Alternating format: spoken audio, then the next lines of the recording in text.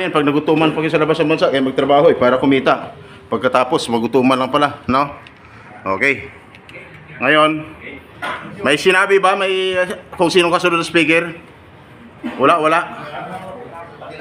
Walay giingon. Oh, ang ibig sabihin ng walay giingon, puro kay gwapo. Ayan. Dami nyo. Parang Dami naghihirap, no? Dami na. Okay. Maraming naman Paano sabing hirap? Dami namang trabaho sa Pilipinas Way klaro. Salita. Way klaro. Ibig sabihin, mga magaganda at gwapo kayo lahat. Yan ang ibig sabihin. Way klaro. Malabo. Okay. Yan. Mas maganda magpakilala mo Yes, sir. Para magkaintindihan. Gusto nyo? Malaman pangalan ko? Yes, sir. Ito gusto ko. Gusto ko yung malaman pangalan nyo. Pero pag iisa-isa ko, matagalan tayo. Ang importante, mahalaga, Ngayon, ako kasunod na speaker. May mga ballpen pa. Dapat po napakilala ako. Lahat may ballpen. Kaya pag pakilala ako, sulat mo agad. Ang problema, minsan po nagpakilala ako, hindi pa lang makuha yung pangalan ko, hindi pa lang may sulat-sulat. Sabi ko, meron? Bakit hindi pa lang makuha? Hindi na mahaba. Ito na. Ready na. Are you ready? Yes, sir. Okay, ito pangalan ko. By the way, Mrs. Angkarwas, nagpagsalita ng mga Saturday. Nandito po kami. Ang iba na tatanong, Mrs. Sam, nandito kami dahil sa napagod ng mga services para sa inyo. Ang iba na tatanong, Mrs. Sam, ano naman ang mga services niyan? Ang lagi kong sagot, ganito, mamaya, inyo mo nalaman ang buong detalye sa akin pagbabalik. Hindi sulatin Kasi, mabilis, tama. Ang tanong, ano ang gusto mo? Ma'am, ano ang gusto mo? Mabilisan o matagalan?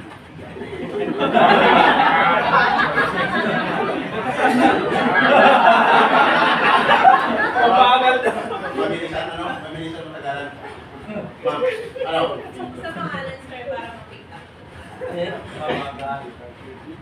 Isang pangalan. Ang tinatanong ko, mabilis lang o matagalan? Dito lang ako magtanong para sigurado. Ma'am, mabilisan o matagalan? Mabilisan po. Anong gusto ni Ma'am?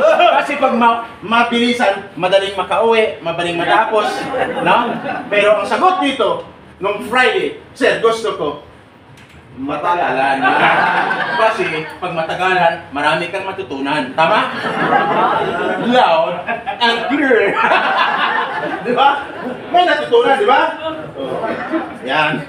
So, feel niya Habang matagal, parang feel niya. Nag-absorb sa mind niya. May sinabi ba akong masama? Wala. Sabi ng iba, nakatingin diyan sa akin, bilisan mo. Kasi gutom na kami. Bakit? Kayo lang bang gutom? Ako gutom din Ngayon, ganito. Huwag kayong magalala. Lahat ng gutom, pag-uwi, busog. Di ba? Ano sir, busog na mo? Kaya magtataka si misis mo, pag alis mo kanina, sobrang lungkot mo, pagbalik mo, nakita niya, lagi ka na nakangiti.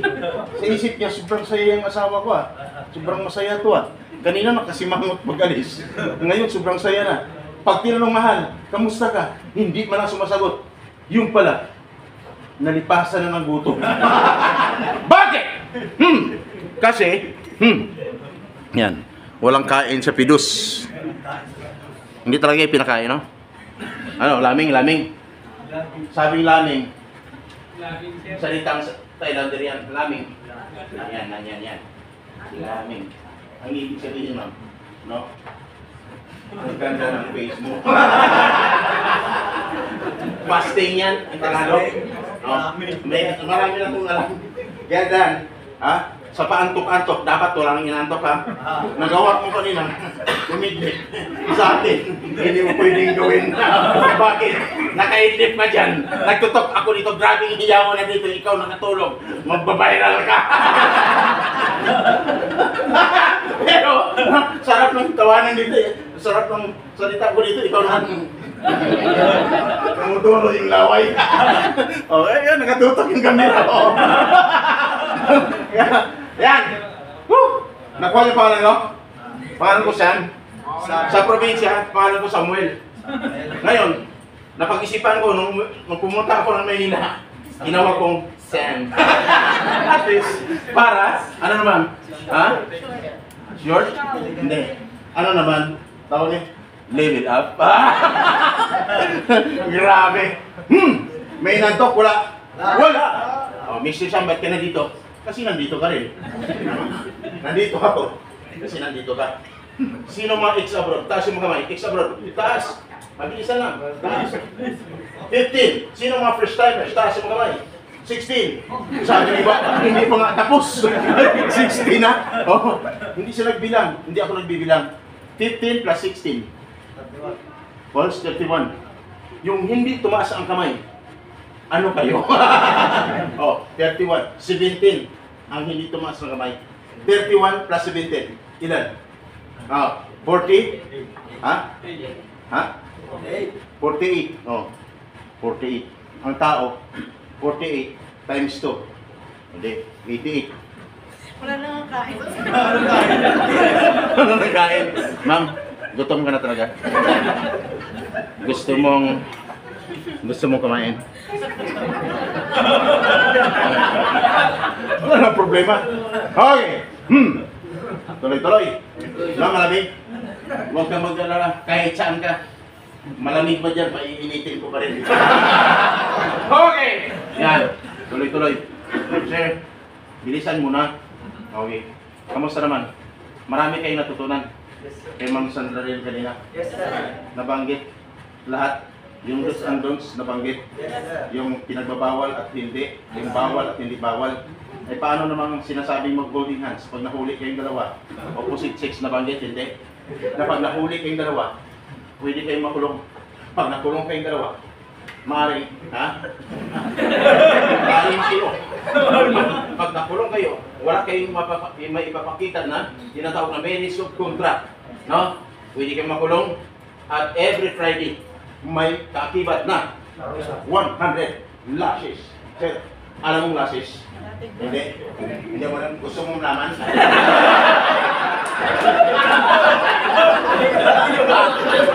Sir, gusto mong malaman? Pagbigyan kita! Hoy!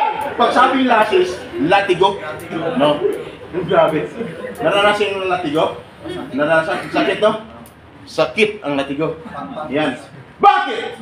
Sabing bawal, ginagawa. Hindi nabanggit kanina, pero ako magbanggit. No? Bakit? Pwede kang kasulang tinatawag na love-based or illicit relationship. No? Yan ang ibig sabihin. Nagipag, ano ka? Yun. Kaya ingat, guys. Ingat. Selfie.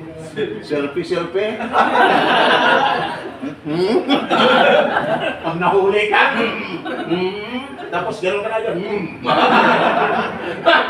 Grabe, no? Selfie.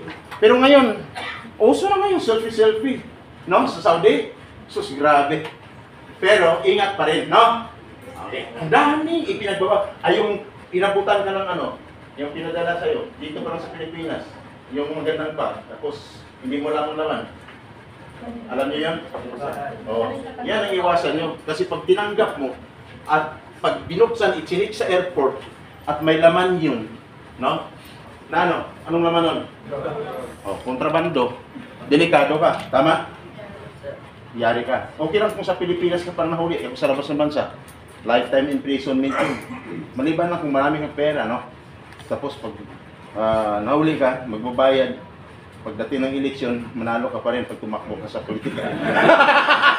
Kasi mapira eh. Di ba? Ganun lang yun. Okay.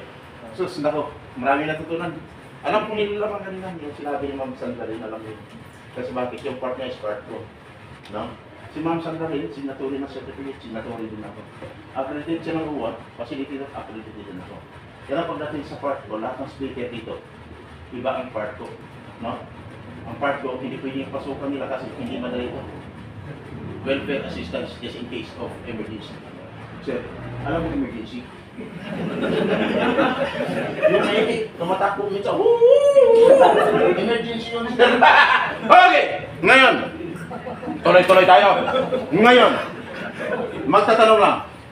Di ba yung mga first timers, may mga ex-abroad? Mas marami ang ex-abroad. Ngayon, magtatanong ako ex-abroad. Isigaw nyo yung totoong naramdaman mo. Hindi lang yung sayo, maging sa ibang OFWs sa observe mo pagdating sa labas sa bansa kung totoo bang sa isipan ko. Ex-abroad. Iba rin yung sa mga first timers. Ex-abroad. Masarap buhay OFW o hindi? First timers. Narinig nyo? Sabi ng mga ex-abroad, hindi. Sabi ng mga first timers dyan, ha? Galing pa naman ako ng probinsya. Bakit ito na palang pinasukan? No? Okay. Hindi pa kayo magtataka. Nung magpataas ako ng kamay, kukunti lang, ibang pair yung ex-abroad kaysa first timers. Araw-araw, nagpapataas ako ng kamay dito. Pero halos minsan, wala na talagang mga ex-abroad first timers. First timers, magtatanong lang. Isigaw nyo, ang sagot nyo. Tanong nyo, parang galit ka. Laban. Ang tanong, tuloy? Hindi. Laban. Tuloy! Manila! Tuloy hindi!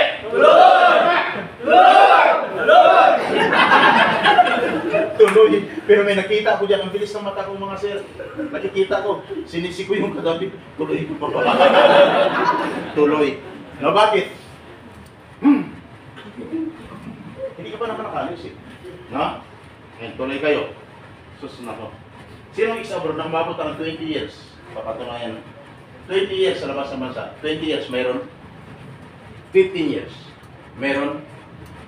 15 years yan. Experience po sa abroad. 20 years.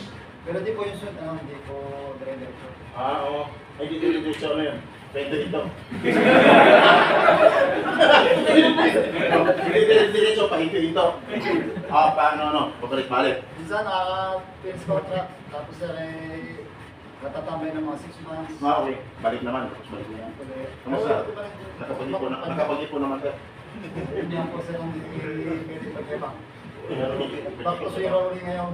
Okay, pabalik ka ulit ngayon. Kaya po ulit pabalik. Oh, nung pag-alis mo, may isawa ka na. May isawa ka. Nung panahon ko na, Oo. pinata ko. Pinata ka nun. Ngayon, may isawa ka na. Meron naman. Wala pa rin. Meron po. Mayroon na. Oh, ilan ang anak mo? Sila. Tatlo po. Tatlo. Ilan ang asawa mo? Napatan Ito na po ngayon. Nahirap. Ngayon. Okay. Meron pa Sir, asawa. ilang taon na edad mo, sir? 52 na po sir. 52. Tayo mo, sir, para makita kanina. Parang hindi halatado eh. Nakita ba sila na, sir? Kita na sir. 52 pa lang. Sabihin niyo, 52 pa lang to. Sabihin mo, Bata pa sa kitin na kayo sa akin. 52. Ano yun mo, ilang taon edad mo, sir? Ay sir. 75.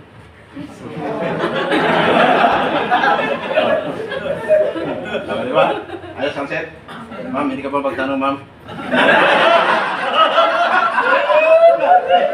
Bakit na? Hoy! Sabi ni ko dyan, bilisan mo, puro lang kukwintuhan. Akala nyo ha, alam ko sa isipan nyo ng iba dyan. No? Grabe.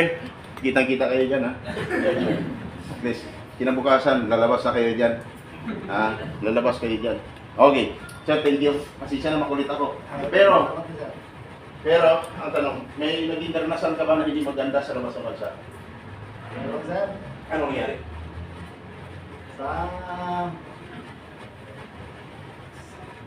Mga sir, yung mga pag-iinom na Pag-iinom? nahuli. Nahuli ka? Nakukulong. Ilang bisis ka nahuli, sir? Nahuli ka, nahuli. Nahuli ka. Sir, beses. Ang dami. Nakaka-absent ko. Okay. Nasa ano ng kumpanya. Okay. Halatado naman sa mukha niya. Pag nahuli, laging absuelto. Di ba, sir? Sir, sa ano? Pero, Sa babae. sa babae, nahuli ka rin. Nahuli din sir. Anong ginawa sa babae? Ha? Anong ginawa mo, sir? Sinasabi, yung daming pinagbabawal, huwag mo nang ibulgar. Okay, ganun talaga sir ang buhay. No, mga ex-abroad, marami pong ipinagbabawal pagdating sa labas ng bansa, no? Kaya pero pasalamat kayo kasi kung kayo mga OFWs, ano mang mayari sa labas ng bansa, mayroon naman kayo mga benefits na makukuha, tama? May benefits, di ba? Nabanggit ni Ma'am Sandra Lynn. Magkano daw? Nabanggit. Pag halimbawa, hindi natuluyan, $7,500 US dollars, tama? Pag natuluyan, $50,500 US dollars. Kulang-kulang, 1 milyon, no? O, ano gusto nyo? Malaki, maliit. Malaki, maliit. Sabi ni iba, wag na lang. Kasi hindi namin makita pamilya namin. Ang makakuha nun, pamilya mo, hindi ikaw, tama? Mas maganda, ang panalangin ko sa inyo, sana 100% success po kayo pag alis nyo, pagdating sa labas ng bansa. Yan po ang panalangin ko sa inyo. Yan ang gusto kong marinig. Akala ko may... Yan. Yan po ang prayer. Yan ang part ko dito eh. Yung magpapaliwanag, tapos pag may nangyari, ituturo ko sa inyo ang dapat gawin. Pagkatapos, pag nagka-problema, ituturo ko rin sa paano dapat gawin. Kasi marami dyan, maraming tumutulong sa mga OFWs, pero pag nagka-problema, hindi naman lahat natulungan, no? Punta dito, punta doon, hanggang nakarating sa abogado. Pagdating sa abogado, no? Kaso-kaso, pagkatapos, nung magkaso-kaso, magbabayad ka pala sa abogado, no? Nagka-problema ka na nga, walang sahod-sahod doon, tapos magbabayad ka sa abogado, tama? Ang problema, pag natalo o natalo, magbabayad ka pa rin, tama? Dito, ang ituturo ko hindi libre ang serbisyo pag oras na may problema. Kaya ako nandito just in case of emergency. Merong engineer, driver, meron, teachers, wala, nurses, yan, mga nurses, alam ko na mga nurses eh, you know, yan, mahalata ko na, mga nurses, ma'am, thank you, welcome po sa inyo. Walang teachers ha? Okay, kasi pag may teachers, tatanungin ko, what is education? Kasi minsan, hindi alam ang education, walang teacher ha? Pag hindi alam, sa minsan magtuturo sa mga bata, what is teacher? Hindi din alam. Kaya laging sinasabi, education is a continuous process of learning. Teacher is the noble profession of the universe. Yan ang ibig sabihin ng teachers. Teacher. The noble profession of the universe. Grabe, no? Ang lupit, no? What is engineer? O, hindi rin ba isagot? Okay, ngayon tuloy-tuloy tayo. Kaya ka pala, Mr. Sam, yes, kaya ako nandito. Just in case of emergency. Hindi madali ang pagiging buhay OFW pagdating sa labas ng bansa. Kaya dapat, ihanda mo ang sarili mo. Sabi ng mga first-timers kanina, tuloy. Tingnan natin. Tingnan natin kung tutuloy pa rin kayo, ha? Basta importante, may natutunan kayo. Okay? Dito, batas ang pag-usapan natin. Isang batas lang na dapat mong malaman. No? Kasi bakit? Maraming nag-abroad. Ang daming pinagdaanan na pidos. Pero sa pidos ng pinagdaanan nila, hindi nila tumaririnig yung sasabihin ko sa inyo. Kaya swerte nyo ngayon, pati sa inyong agency, swerte kayo. Dito kayo pinapidos. Marami kayong matutunan. Napakaigsi lang. Dati 1.5 hour ako magtutok. Ngayon 30 minutes lang. Ang dami mong matutunan. Ayos? Para ka ng sundalo na full battle gear paglabas dito.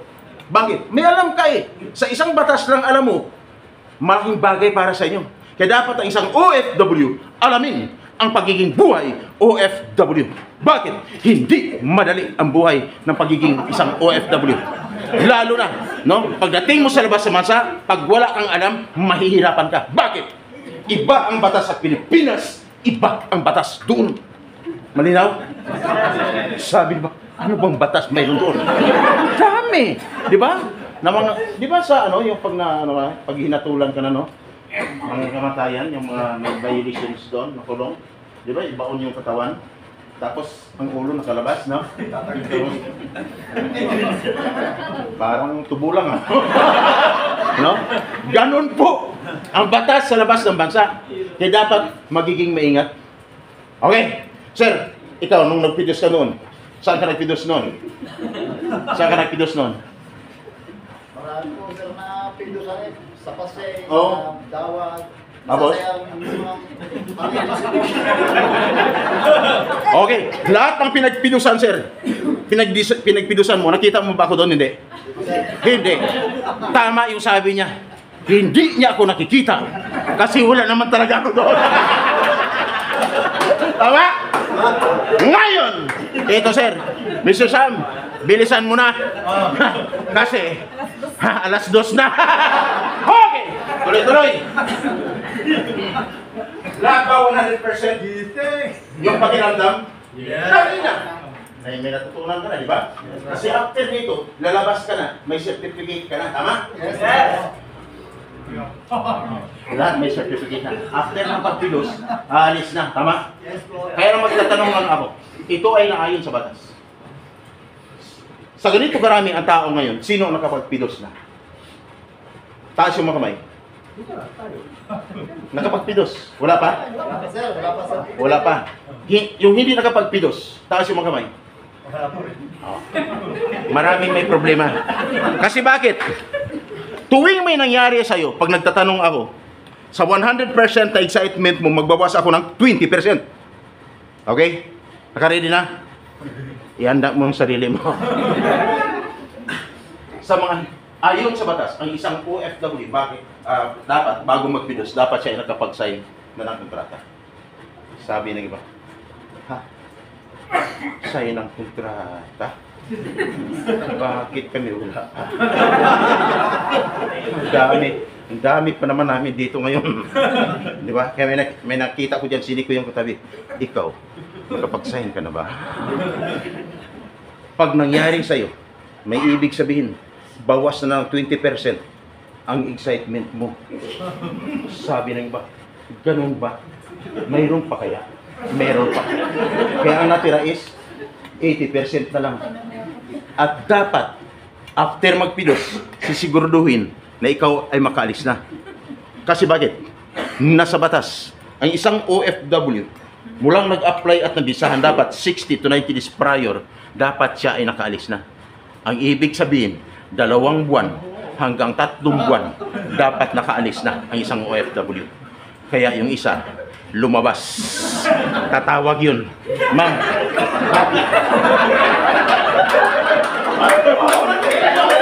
tatawag yun.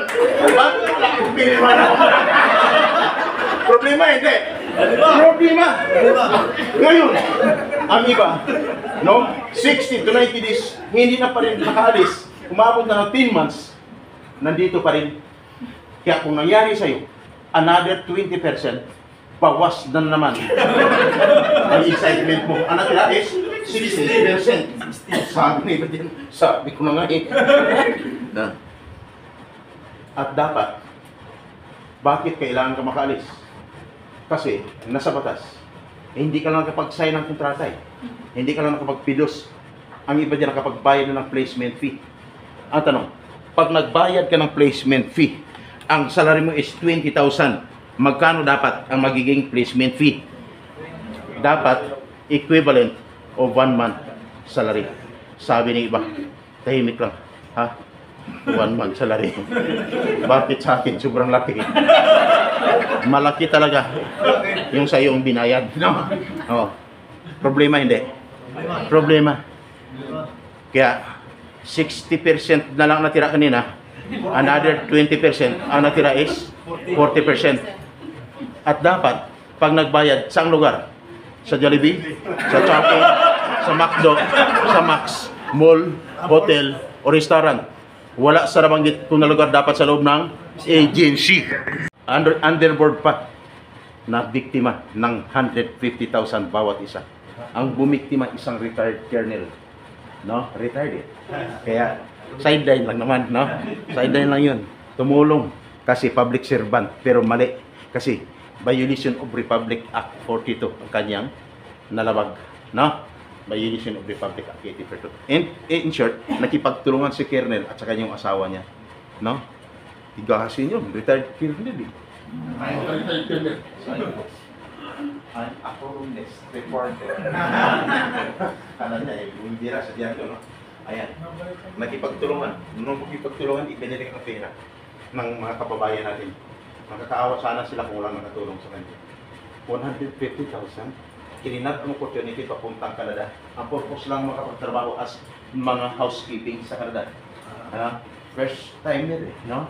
100,000 naman. Eh, ito pa naman, hindi ko dating. In short, nasolve ang problema. Last month, 168,000. Ilan sila? 20 na naman sila. 168,000 bawat isa. Mga taga Batangas. Papuntang Australia, papuntang Africa, papuntang Canada, no? Switzerland, kung ano-anong lugar. Malaysia. Ang daming biktima. Nawala na yun noon. Ngayon, nagbabalikan naman ngayon. No?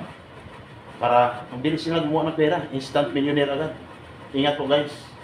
Maliit lang yun, 168,000. 10 months, hindi nakaalis. Yung suspect at large na. Kunyari, sumasagot pa rin. No? May papuntang pulan. Ingat. Guys, ang problema ko ng pinipili. Kahit saan ka, pag talagang nagka-problema ka, dapat magiging handa ka. Walang pinipili. Ano mang profession mo, ano mang position mo, no? Walang pinipili. Nurses, di ba? Ano yung problema? Pagdating doon, hindi po siya nurse, oh. Anong tawag sa? Ano siya? Keeping, Oo. Housekeeping. cleaner. Cleaner. Nurse yun. Natulungan ko ng 2003, no? 2003 natulungan ko. So kawawa. Kaya dapat magiging mayor. Ang dami pa kung isa-isahin ko. Mr. Sam, kaya mo silang tulungan? Yes. Nagawa namin tumulong kay Sara Balabagan at Engineer John Aquino. Si Engineer John Aquino, nakulong at tinatulan ng kamatayan. Engineer yun. Nakipagsuntukan lang yun, pero magaling sa martial art, napatay niya ang leader ng isang grupo. Kaya siya nakulong at tinatulan ng kamatayan. Si Sara Balabagan, nakulong din at tinatulan ng kamatayan. Bakit? Self-defense lang din ang kanyang ginawa. Nang inattempt siya ni Ripin Orgahasahin. Sinong tumulong? Walang iba. Kami dati. Nagsimula ako. Si Sir, nagbalak pa lang ng mga abroad. Sir, nasa servisyo na ako.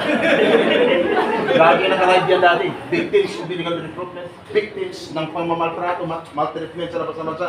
Lagi nakalive yan dati sa regyo. Pag sinabi mula sa Salong Makati, ito si Patrol 141 na nabuhulat. Simpila namin tulong lakas 50,000 watts. DWRC. Ako po yun. Sa isang radio, pag sinabi mula sa Metro Manila, ito ang RS News. Sa Megaposa, ang nagliligo sa pagbabanta. Sa isang dyaryo, ako si Kagapay natin. Sa isang dyaryo, ako si Latigo ng Bayan.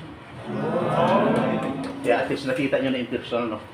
Parang simple. Marinig mo yan, mas lalo na kung i-tune in mo lagi ang iyong cellphone. Pag binuksan mo ang iyong cellphone, lumaylo ako dun. Pag binuksan mo, i-search mo ang YouTube channel ko sa YouTube, no? Sa YouTube, Kaagapay ECTV. I-search nyo, Kaagapay space ECTV. I-search nyo. Kaagapay, may cellphone lahat. Diba? May cellphone. Kunin mo. Yan.